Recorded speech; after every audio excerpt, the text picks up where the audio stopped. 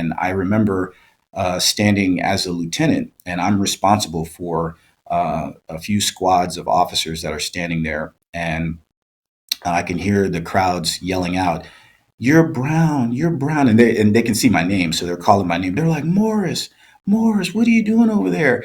You're Brown. You need to be over here with us. You need to be over here with us. You're not blue, you're brown." Brothers and sisters,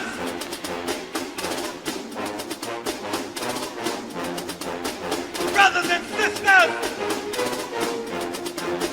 I don't know what this world is coming to.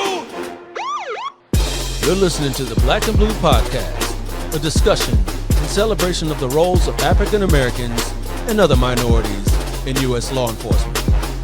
Your host on the Black and Blue Podcast is Dale Peters, a law enforcement professional with over 20 years experience in the business. Hop on board this Black and Blue train of interviews, current events, and pop culture conversations. So get ready. The Black and Blue Podcast is coming at you right now. What's going on, fam? Welcome to the Black and Blue Podcast, where we celebrate diversity in U.S. law enforcement. My name is Dale, and I am your master of ceremonies. And whether you're a returning listener or viewer, or this is your first time here, I want to thank you for being here. If you enjoy what I'm doing here on the Black and Blue Podcast, please click those like, subscribe, and bell icons right down here on my YouTube channel. Or if you happen to be listening to me on your favorite podcast platform, please rate the Black and Blue Podcast 5 stars. And last but certainly not least, make sure you check out the Black and Blue Podcast YouTube channel or their social media pages, for even more content. You can find me everywhere at Black and Blue US. All right, so let me introduce today's guest. He is a captain with the California Highway Patrol. Everybody, let's give a huge Black and Blue welcome to Captain Shawn Morris. How you doing, sir? I'm doing very well, Dale. Thank you for having me on your show. Absolutely. How's your day shaping out? It's good. It's good. A little busy, but it's good. Yes, we'll talk about definitely how busy you are as a captain up there. I introduced you as a captain with the California Highway Patrol. We know the California Highway Patrol is all throughout the state of California. So where are you actually? So I am currently in Arcata, California, up near, I'm in the county of Humboldt. And so I am the commander of the Humboldt CHP office. So, probably about 5 hours north of Sacramento. Okay, yeah, so you're way up there, way up there. Oh, yeah. I interviewed one of the a chief for Humboldt State a little while ago, and that podcast is out. So he's up there by you. Anthony Morgan. Yeah, Chief. Yes, Morgan, yes. All right. So glad to get you on here. So are you originally from that area? How long you been up there? No, so I'll get to where I'm from originally, but I've been the commander here for a year and about 4 months, 4 or 5 months. Okay. How do you like it up there? I like it. It's great. The people are really, really nice. It's a large geographic area, population-wise, obviously not as big as, like your large metropolitan areas, but the people here are really, really nice. I've been welcomed with open arms. It's been a great experience so far for me to be up here as the commander and really work with the folks here. I have a great staff, great people that I work with, and it's been really good. All right. Love it. And as the commander up there at for that Humboldt Station Division, why don't you break down for the audience here how everything works? So you're a commander of the station or a division, or how's that work for you guys? So there are like 8 field divisions throughout the state, and each of those divisions are commanded by a chief. There are 103 CHP offices across the state, and so those officers are commanded by either a captain or a lieutenant. And my command here, my station here is, obviously I'm the captain, so I'm responsible for all of the law enforcement services provided to the public within CHP jurisdiction here within Humboldt County. I would be considered the top law enforcement officer for CHP here. And I have a staff of about 50 or so folks, 50, 52 people that I'm responsible for that provide those law enforcement services to this region. All right, all right. So how long you been with the Highway Patrol? A little over 20 years, a little over All 20 right. years. All right. So let's talk a little bit about you and your journey into law enforcement. What brought you into this profession and what brought you to the CHP in particular? So, I don't mean to sound cliche, but, I've always known since I was a little kid that, I wanted to be in law enforcement. And so this is the part where I was telling you where I'm from. So originally I'm from Chicago. And so I was born and raised there. Knew since I was a little kid that I wanted to be in law enforcement. And, after going to school, I decided that I was going to enlist in the military. I enlisted in the United States Marine Corps and came out to San Diego for training. I spent 8 years in the Marines, and after transitioning out of the Marine Corps, then pursued a career in law enforcement with the Highway Patrol. Nice, nice. And was your first station down there in San Diego, or where was your first station? I couldn't get back to San Diego. I after the academy, I went to the Bay Area. So Okay. my first station was in Hayward, and I worked there for a number of years. And really, there was a lot of opportunity working in Hayward. It was a lot of fun working there in the Bay Area. I stayed there for about 14 years, and then transferred up to Sacramento. I had actually had an opportunity to work at our academy, which is a great experience, great opportunity as a lieutenant. So I spent a few years there, worked at headquarters for about a year, and then had the tremendous opportunity to promote to captain and commander up here in Humboldt. All right. And you mentioned that you were born and raised in Chicago. So I Chicago's was, yes, a little different from California for sure, right? just a little bit, just a little bit. You still got people there? I do. I do. Majority of my family is still there. My mom, my sister, aunts, uncles. But yeah, it's a great town. I need to get back and visit. It's been quite a while now, so since I've been back, but planning to get back soon to visit. Yeah. So you're fully indoctrinated here in the California life, though. You're Yeah. California now, right? Yeah. Yes. You are California now. All right. All right.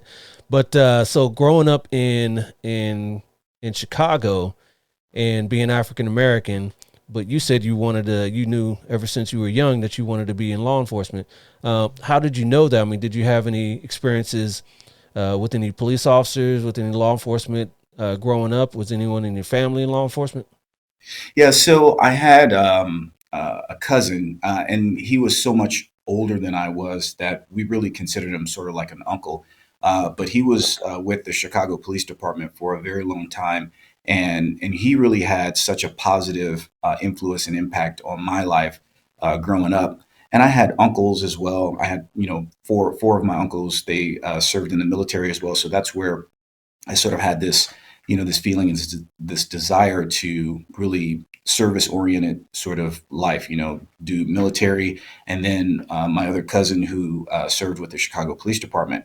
And I grew up in a, pretty rough neighborhood. It was, a lot of, gangs and, there was drugs and things around. And so, my mom didn't play that. She made sure that we Mm, stayed in school and we did what we were supposed to do.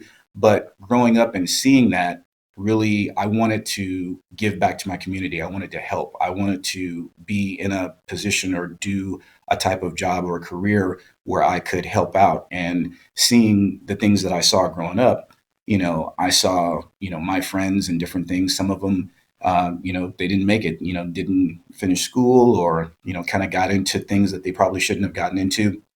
And so, kind of had their opportunities cut short. And so, me growing up, I wanted to have an opportunity where if I could have a positive effect in some of the communities growing up, that these kids would have a chance, and growing up and kind of doing some of the things that they've always dreamed of doing. right, right. But once you got out the military and you thought you wanted to go in law enforcement, you had no inclination to go back home and serve over there? Uh, I like the weather out here. For real. I mean, they don't call it the Windy City for nothing over No, there. no, No, no. no. Yeah, yeah. But but saying you like the weather, I mean, Northern California is nothing like Chicago, but you didn't you got in that San Diego region, you're like, "Oh, wow, I really like San Diego's Yeah, beautiful." yeah. And you thought you were going to be that. California is a great place. After coming out here, I fell in love with the state. Loved San Diego. Is great. Up here is nice. Yeah. It's just California is nice. I like California as my home, Yeah. and I did, and I wanted to be in law enforcement, and I thought, what, this would be a great opportunity to get two awesome things: live in a great area, great state, and then live, or to do what I've always wanted to do, be in law enforcement. Yeah, absolutely. Yeah, I'm down here in Southern California, and this area down here is like, where else can you go water ski and snow ski in the same day? Yeah, You the can best go. of both worlds, right? Yep, you can go to the ocean. Spend a couple hours there, and then just drive 2 more hours east, and then you can go up to Big Bear or what have you, and then you can go snow ski. So, yeah, Yep, it's pretty crazy, pretty crazy. yep. Nice. So you're up there in Humboldt County, and you've been up there for a little while now. What's your experience like going up there? First of all, as a captain, and your troops, welcoming you up there. That's a great question. So, I'm not saying that I thought that I would have a negative time or a negative experience here, but it's the fear of the unknown. Like, you don't know, because and I've never worked in this region before. I've always been, so to speak, a city kid, and so working in the Bay Area, large metropolitan area, very diverse, and so coming up here to Northern California, there were, I was like, well, how would I be received, and how would I integrate myself within the community, and within the areas that I work here, and it's been quite amazing. Just to tell you, people have been very, like I said, welcoming, welcome me with open arms, and it's been great. A lot of the allied agency stakeholders that I work with, with the sheriff's department and the local police departments here, with other state agencies, it's just been tremendous. And so I believe that we've been able to do a lot of good work and really provide a lot of really good services for the people here in this region. So I'm very fortunate, and very blessed to have an opportunity to be up here. Yeah, it's awesome.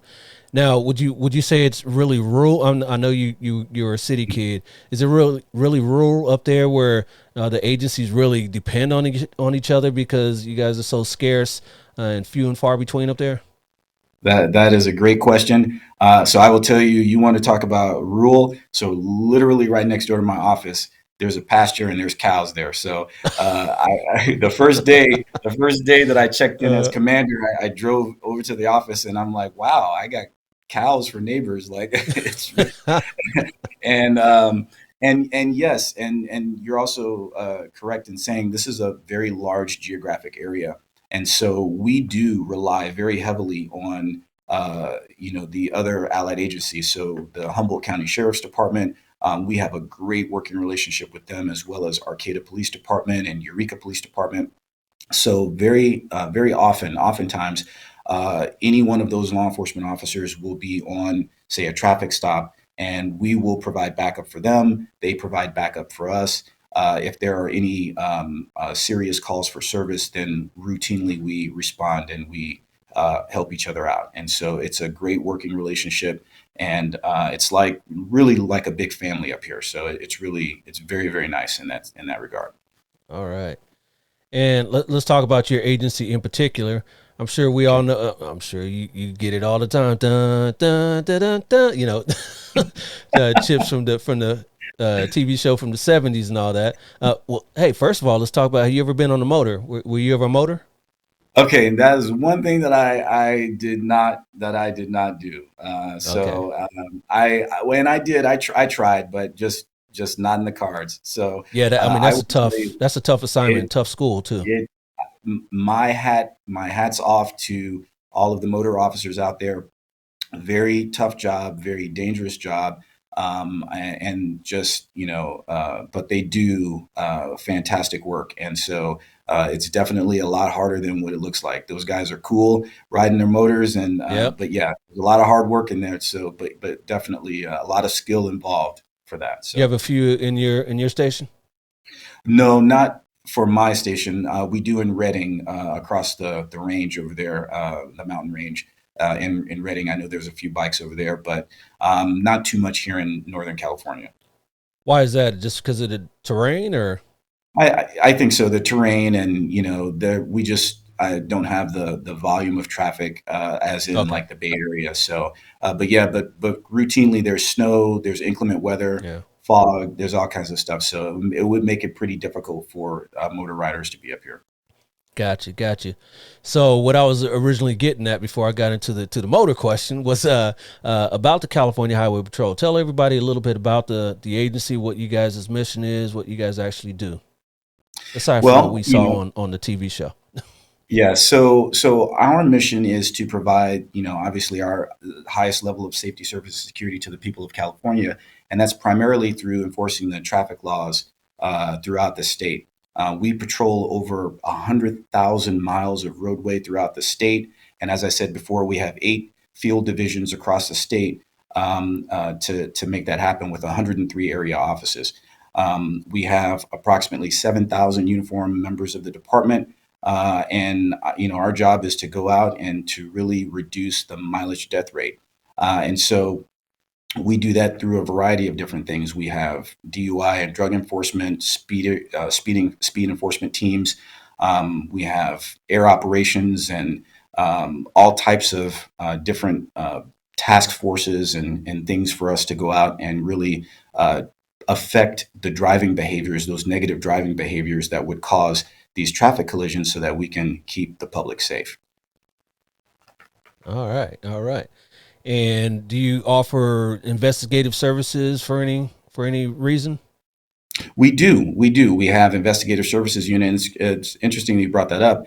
Part of some of the things that I've done in the department, I was part of our investigative services unit when I worked in Golden Gate Division, that's down in the Bay Area. And so we have a wide variety of different services that we offer through that means. We have our organized retail theft task force, highway violence task force that we do. We help stop violent crimes that occur on the freeway. We help out with the organized retail theft. And just recently, kudos to those organized retail theft task forces. They were able to put some bad guys in jail, and we're able to recover about $20 million worth of stolen items, in those various jurisdictions. So we do a great work in that area. And so, but yeah, that's things All that we right. that Yeah. we do to Yeah. help combat that. So let me ask, because I'm sure a lot of the listeners and the viewers want to ask this question: how the CHP gets involved in, say, retail theft. I did a few stints as a Fed for a while, and a lot of that was Nexus to crimes that that the federal agency, whichever agency I was with at the time, that they investigate and that they have jurisdiction over. So how is the nexus, or what is the nexus that the highway patrol would have in retail theft? Well, and that's a great question also. So for us, the highway system, when these criminals will go in, they'll do smash and grabs, and they'll do these. I think there was one story where, and I can't remember in particularly in what city, but they were able to block the roadways with their cars. They went in, stole, just tons of property and things, and then jumped in their cars and took off. And so for us, it would be natural for us to be a part of that as they use the freeway system, and we can get out there and affect traffic stops and look for those things and help out the local law enforcement agencies in their role to really help prevent that crime from occurring. So we definitely have partnership with those agencies to help out with that. Absolutely.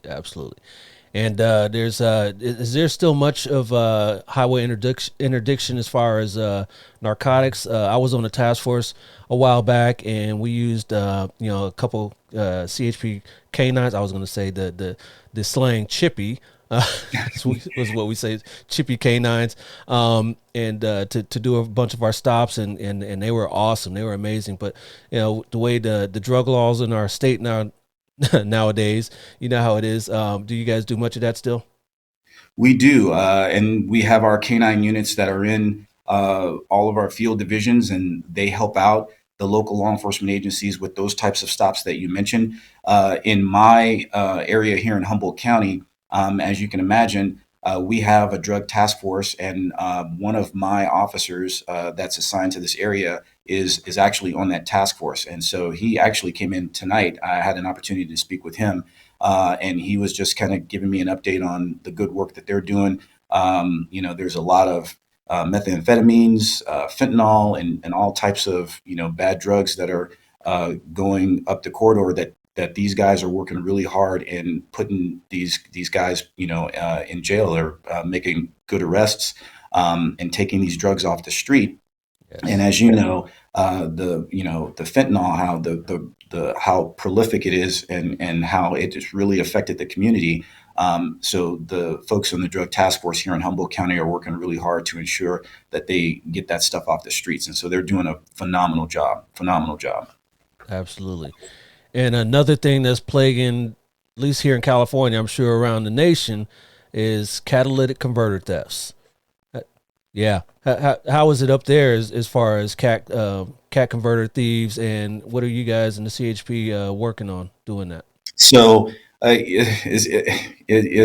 another great question. So we when I was working in the Bay Area, and I was actually a part of the Auto Theft Task Force, Alameda County, and so we worked really close with the Alameda County Sheriff's Department to sort of curb those types of crimes. And we've had incidences up here, and I actually had a meeting with the sheriff not too long ago, and we talked about those types of things. And so definitely it's a partnership with the other local agencies here, and we work really hard. So if the sheriff's department goes out and takes a report, we'll go out and take a report. We help them out. There's crime analytics where we're taking a look at where these things are occurring, and making sure that we're doing good investigative work to try to stop these criminals from doing that. So Yeah. and it's a nuisance. Depending on the type of vehicle, the victim is out several thousands of dollars to get this Yeah. replaced, and it's been a problem. So we're working really hard in conjunction with the local agencies here to ensure that we make sure that that doesn't happen. Yeah. What do you think is the impetus behind those? Are they selling them? Because I remember a few years back when there was a lot of copper theft going on, and they would take them to the recycling centers, right? When they would go through, wherever they could get the copper, these thieves, and they would resell it to the recyclers. But then there was legislation to come down on the recyclers, and then it stopped. So if there's any legislation down the pike where they're gonna crack down on whoever's buying these cat converters, maybe some auto part wholesalers, or I don't know who's buying them, but that's got to be the key to stop it, right? Right, and you're right. It's the precious metals that are inside those things, and I honestly don't know what they do in order to get those things out. I don't know what the process is for that, but that's basically what it boils down to. And really, it's about education, and I agree. Right, it's the ensuring that legislation is passed, effective legislation to curb that, and then education, and then there's the enforcement portion of it. So we all play a role in making sure that we can help to stop that. So, but everybody's got to get involved. Yep, everybody. Or we can all just get electric vehicles that don't have cat converters anyway, and then get me a Tesla or something. Man. I'm Yeah, good to go. yeah, no, man.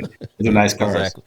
Yeah, so long as we don't do them in automated mode, where and sit in the back seat Um, like some of those fools have been doing, and yeah, yeah, yeah. I heard they got to just be in control charged of the one vehicle. guy that did the that big accident where he was in the back seat or on the passenger side, and he let it go on automated mode, and it caused a big crash and killed some people. So yeah, Yeah, I think I saw that just recently. So yeah, I mean, you got to be responsible, got to be in charge of that vehicle. Absolutely, absolutely. So I know that your current chief is an African American female. What's the kind of the makeup of your agency? You're African American. Your chief's African American. I'm sure you have plenty other African Americans and Latinos and Asians. Is it pretty diverse workforce you guys have? I think so. I think so. I don't have the actual numbers. I Yeah. know. I think a long time ago we put out a prospectus that had what the demographic breakdown was of the department. I don't know, but I can tell you that that diversity has increased within our department, and I think that's a good thing. I think we strive to have a workforce that's representative of the community that we serve, and that is the state of California. So if you look at the numbers, the breakdown within California demographically, I believe we mirror that pretty closely. So I think we're doing a pretty good job there. There's always room for improvement. And I think the bottom line is we're always looking for the best person, to help fill our ranks. And so but yeah, I think we're doing a good job in that respect, and really proud of Commissioner Ray. She is a fantastic person, great leader for our department, and just an honor to have an opportunity to work, under her leadership. Yeah, and one day hopefully I can get her on the Black and Blue podcast. So, so we'll keep working towards that. We'll keep working towards Yeah, that. And you talked about someone people you want the best people to fill your ranks.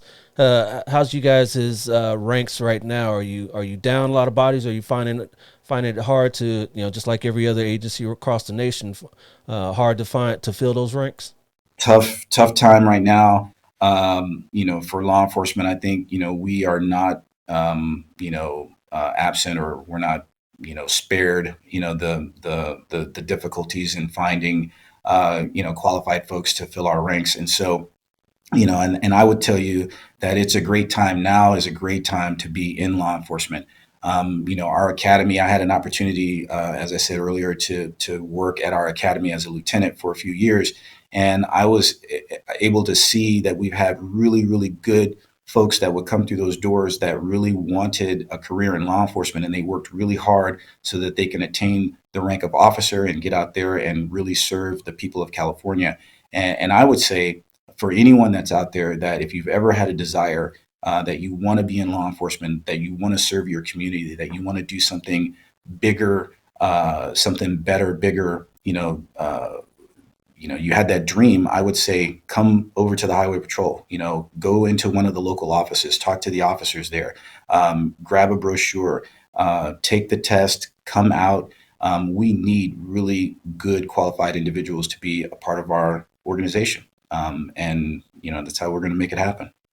Absolutely, absolutely. Talk about your academy. It's a little different from many local academies in that it's a living academy, right? Yes, it is a live-in academy. It's about 6 months long, and it's very challenging. We it's it's designed to measure, engage, stress, because we want to see if you're able to handle those types of things. Because obviously, inherently, this is a stressful job. Obviously, there's emergency type of incidents that we deal with, but we also want you to be able to think on your feet. So there's a lot of scenarios. There's a lot of scenario-based training. There's a lot of classroom training. There's a lot of time management. You're given, your materials. You're given the items that you need in order to study, and you're given a schedule, and and you get out there, and there's training. There's classroom training, physical fitness, weapons training, driving, all of those things. There's customs and courtesies and etiquette, and all of these different things that we instill in you, so that when you get out there as an officer, that you're able to interact with the community, that you're able to problem solve, that you're able to build bridges with the community and law enforcement, so that you can be effective and really help people be safe in how they travel to and from their work or their home or wherever it is that they're going. All right. But being a living academy, it's not like boot camp when you were in the Marines where, say, in the middle of the night, you got a DI, a drill instructor, coming through and banging trash can lids and waking all the recruits up. Is it like that? I mean, No, no, okay. it's not like that. I will say that in some respects it's a bit maybe more challenging than that, and only because there's a time management element to what you have to do, and so they want you to be able to think on your feet. But no, there's no running in your dorm rooms in the middle of the night, banging a trash can and waking you up. So they don't do that. They let you get your sleep. You're going to need it, so because you got a full day ahead Yeah. of classroom instruction and weapons training and all, and driving and all this stuff. So no, they're not going to do that. But All right. I just wanted to make that clear for anybody that's thinking about CHP and, say, well, I don't know about that living academy. I don't want to get, yeah, because they do get free time, right? I mean, their free time is oh, their free time. absolutely, Yeah. Yeah. yeah, Yeah. they do get free time. Usually Wednesday nights they get free time and they can go off of the academy and go out to get something to eat or talk with their classmates and different things like that. And then on the weekends they get time where they can go home and spend time with their families. Now with the COVID restrictions that are going on right now, those Mm. may have changed. So there may be some modifications to those things, but typically that's what usually happens. But again, keep in mind with the COVID restrictions that we're adhering to those restrictions and protocols. So we want to keep our trainees and our staff safe. We want to make sure that we maximize the training so that we can get them out there, but adhering to those things. You mean you don't do driver's training via Zoom or anything? No?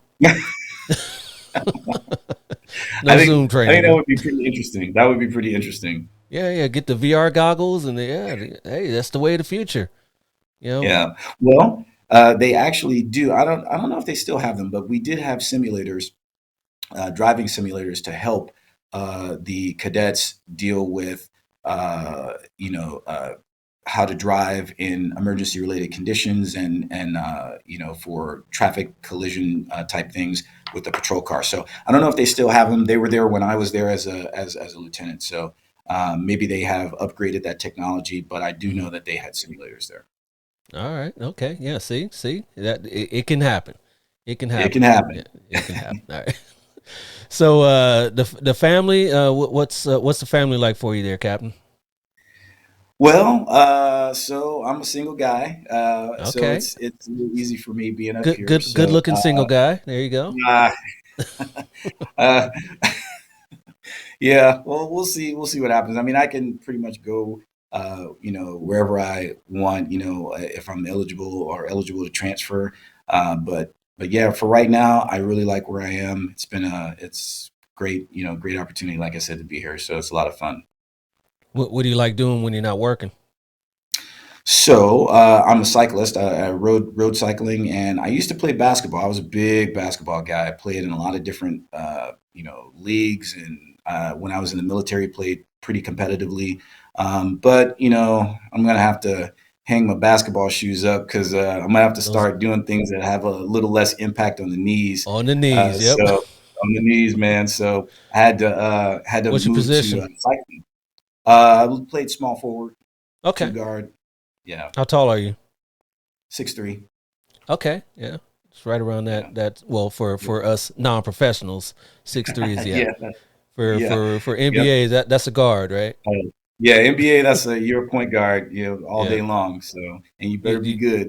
you So, got handles or a little bit, a little bit. little Back in the day when I was a lot younger, I used to do all that high flying stuff. I lived for that. But then as I started to get a little bit older, I had to switch the game up and move to the old outside man shot. game. Old Had to man do the game, right? had to do the old man game. Old Yeah. man game. Yeah. But now you Yeah. cycle a lot?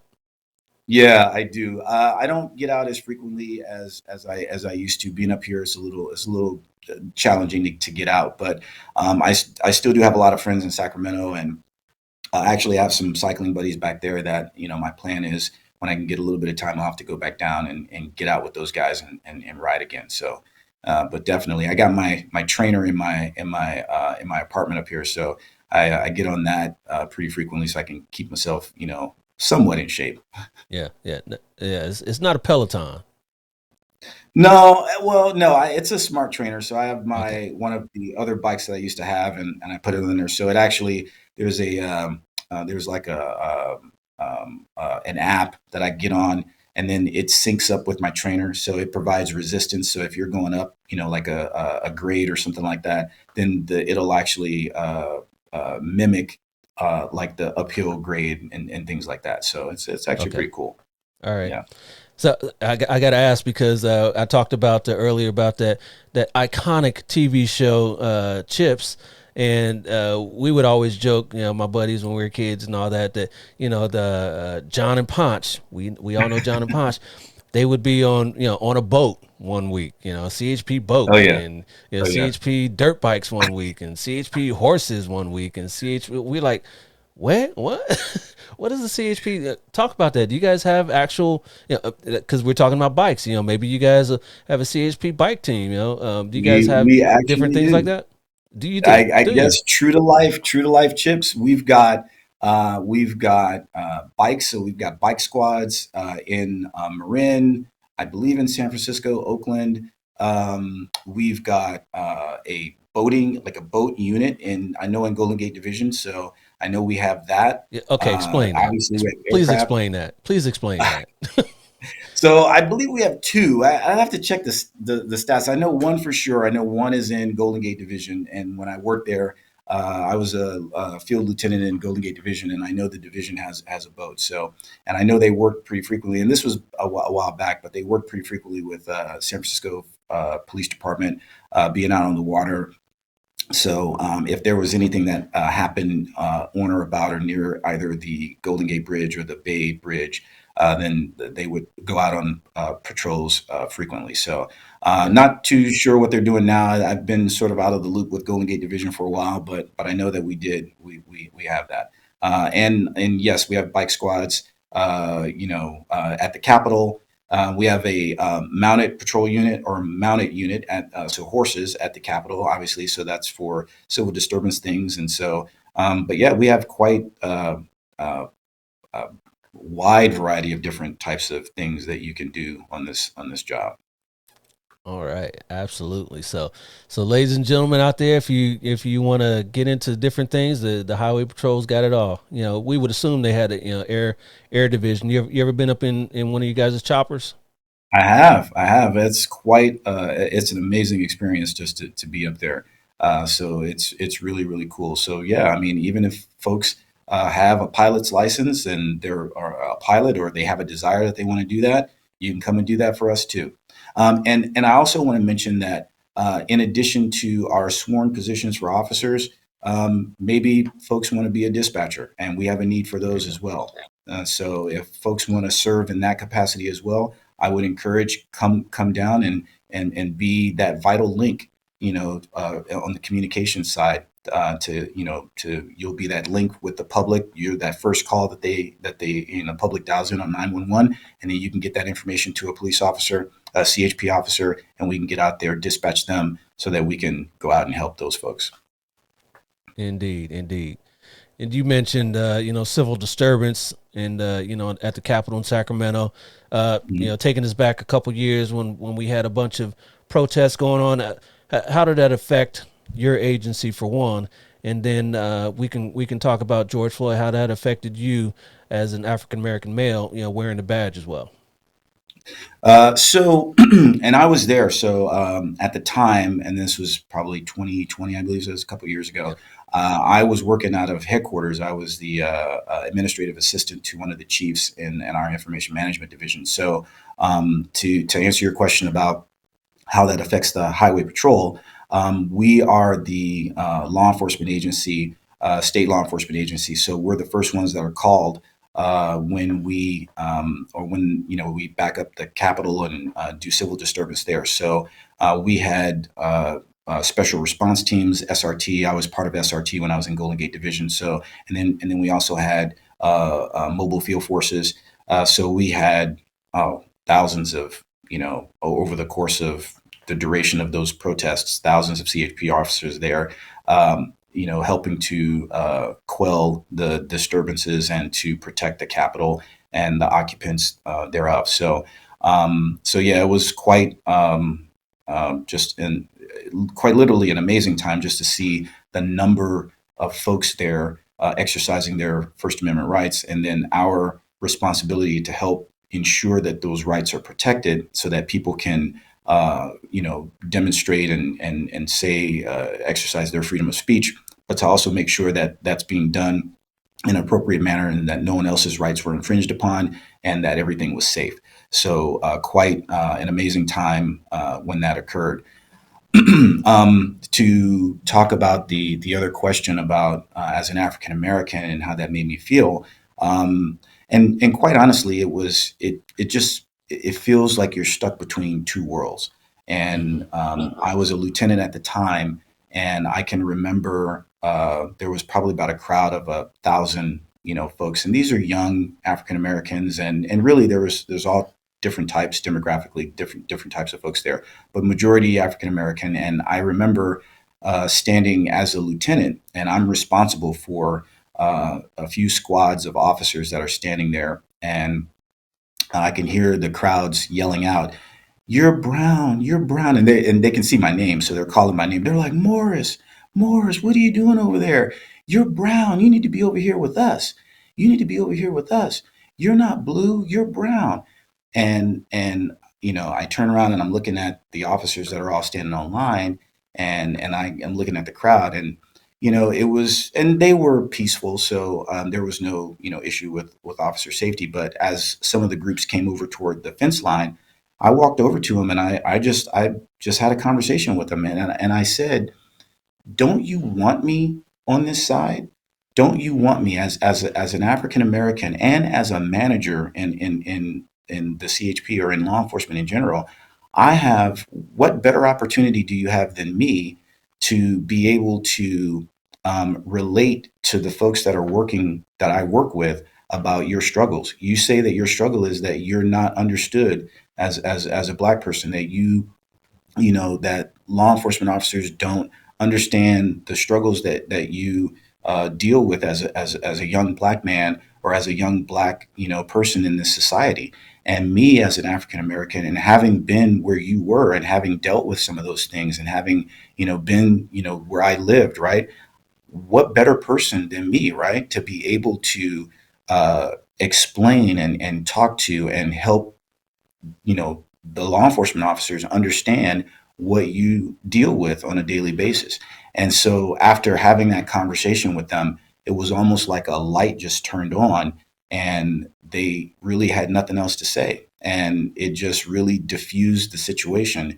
And that was, to me, one of the most, it's the reason that I became, a police officer. It's the reason that I wanted to promote and be a leader in this organization, because those were the moments that I believed that I was doing this job for, right? That was a moment in time that was sort of like this divine intervention or divine connection, that I have an opportunity to really talk to these young folks and try to explain to them, give them a different perspective for them to look at, to say, yeah, I get it. I understand. And there's folks, you, me, other people, Commissioner Ray, we have those opportunities where we can provide a different perspective so that people can understand, so that we can make the best decisions, that we can provide the best services to the public, so that we can move together, as a community, because we're inextricably linked to the community. We're not separated from it. We're a part of it. And the community has entrusted us.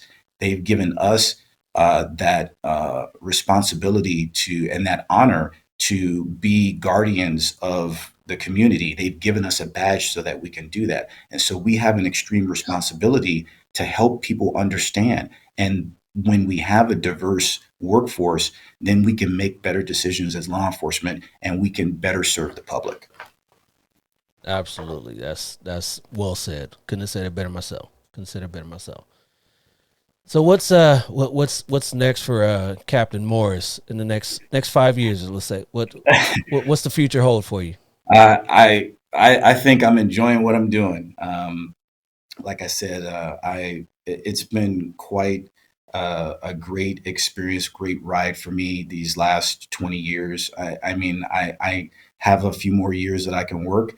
I'm enjoying what I'm doing. I think, as a captain, as a commander, it's quite an honor to work alongside, the folks that I work with, dedicated folks every day. They come to work, and they have a heart for service. And that is what, gets me up in the morning, gets my engine revving, that I get to come to work and work with these folks, these really great people. And not just the folks, for my agency or here with the CHP, but like I was saying before, like it's just a big family. And so, the sheriff's department, the PDs, and it's a labor of love. And so, for right now, I like what I'm doing. I don't know what the future holds, but for right now, this is a great opportunity. And I just like to say that, for my bosses and, the folks down in Sacramento and headquarters, I just thank you. This is a great opportunity. So, So you're not hanging it up anytime soon, huh? no, I think I'll hang around for a little bit. Yeah, a little bit longer. A little bit longer. Yeah, yeah. So with that said, what's one of the challenges of being a captain for you? That's a good question. I would say the probably the information gathering. So, I have to get my work done through other people. And so it's making sure that I am in a position where I can have really good relationships internally, with my people here, and then externally with the allied agency folks that I work with. And so it's really making sure that I develop those relationships so that I can get the best information, so that I can make a good decision. And that's really, in essence, what my role as a commander is make good decisions. I have policies and procedures and laws and things that we have to ensure happens. I have basically a business to run here. You got to make sure that the equipment is taken care of and that budgets are met and people are safe in what they're doing and folks are being trained and doing what they're supposed to do. So I think all of that really boils down to having and building good working relationships so that I can get good information so that we can make good decisions, so that I can make good decisions. All right. Yep. Well said. Well said. Appreciate that.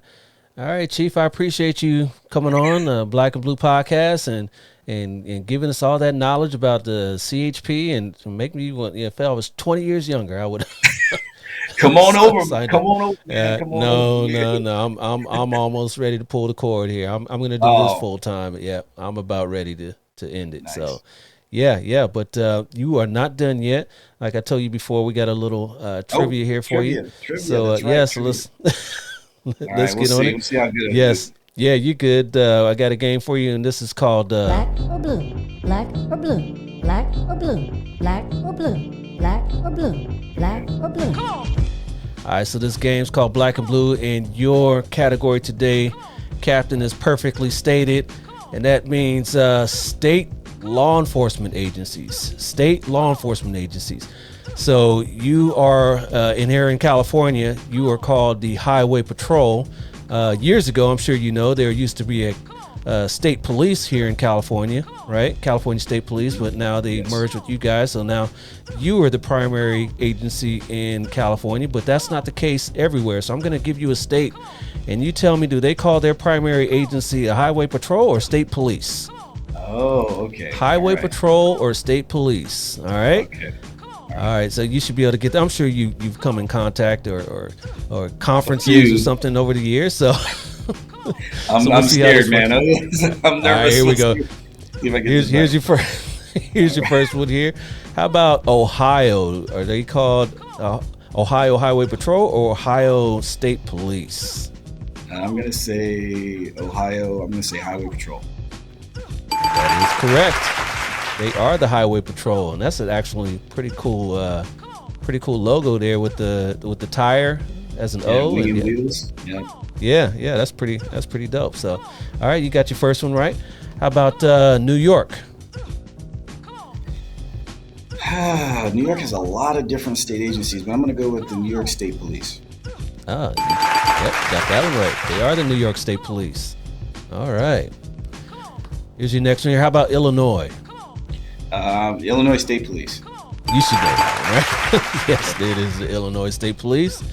Being from Illinois, how about your next one, Florida? I'm gonna go Florida Highway Patrol. They are the Florida Highway Patrol. So you breezing right through this here, captains. All right. Let's see if we could trip you up here on this next one. How about Missouri? Ooh. I'm gonna say Missouri State Police. Oh, your first one wrong there. They are the Missouri State Highway Patrol. Yeah. That's all right. We'll get you back on the right side of things here. How about Utah? Utah, I believe, is the Highway Patrol. They are Highway Patrol. I was looking at that logo. I was like, what's the beehive? I don't get it. But I should have Googled that. Guess I should have Googled that. Maybe they got a lot of bees in Utah. I don't know, but I don't know. All right. How about New Jersey? That's New Jersey State Police, I'm pretty sure on that. They are the New Jersey State Police. Yep. All right. How about Oklahoma? Ooh. Oklahoma 50-50. Highway Patrol. They are the Highway Patrol. Pulled that one out of the hat. All right. A few more here for you. How about your next one, Virginia? Ooh. Virginia. I think Virginia State Police. Yes. They are. All right. North Carolina. Ooh.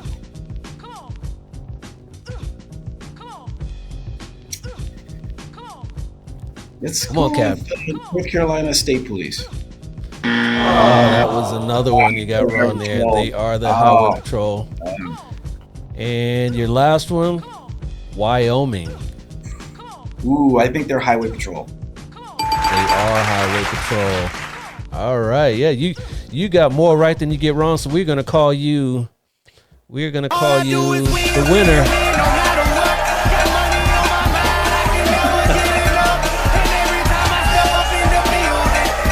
Everybody hands go up. And next day there. Yes. Yeah, I was gonna say, you're DJ, man. I love it, man. I love the music. That's awesome. Awesome. I appreciate that. All right, Captain. I really love and appreciate you coming on here today. Before we get you out of here, how about some words of wisdom for the viewers and the listeners? Just that life is amazing. This is a great opportunity again. If you want to be in law enforcement, to really seek that out. Come to the Highway Patrol is what we're looking for. And I just want to say safe travels to everyone there. Please, drive safely. Make sure that you're not, using your cell phones when you're driving. Distracted driving is a big thing. Make sure that you're watching your speed. Make sure that you're being using your turn signals. All those things, right? We don't want you to get into a traffic accident or anything like that. Make it safely to where you're going. And again, just thank you for this opportunity to be on your show. It's really been a awesome time. I appreciate you, sir. Safe travels to you, and then have fun. Go make some friends out there. You got some cows next to your office, so go make some friends, and we'll see you. We'll see you soon. All right, thanks, Dale. Thank you very much, man. I appreciate you, sir. All right, thank you. All right, have a good one. All right, you guys. I hope you enjoyed this episode of the Black and Blue Podcast. Let's hear it for California Highway Patrol Captain Shawn Morris. Hey, I really appreciate all you do and wish you nothing but success up there in Northern California. If you guys out there enjoyed this episode, make sure you give it a thumbs up right here on my YouTube channel. Or share it with your circle on your podcast platform of choice, or right here on my YouTube channel. I'll be back in only 2 short weeks with another fun and fact-filled episode. But till then, y'all know what to do. Stay black and blue. I'll holler at you. Deuces. This has been a Maitre D Entertainment presentation.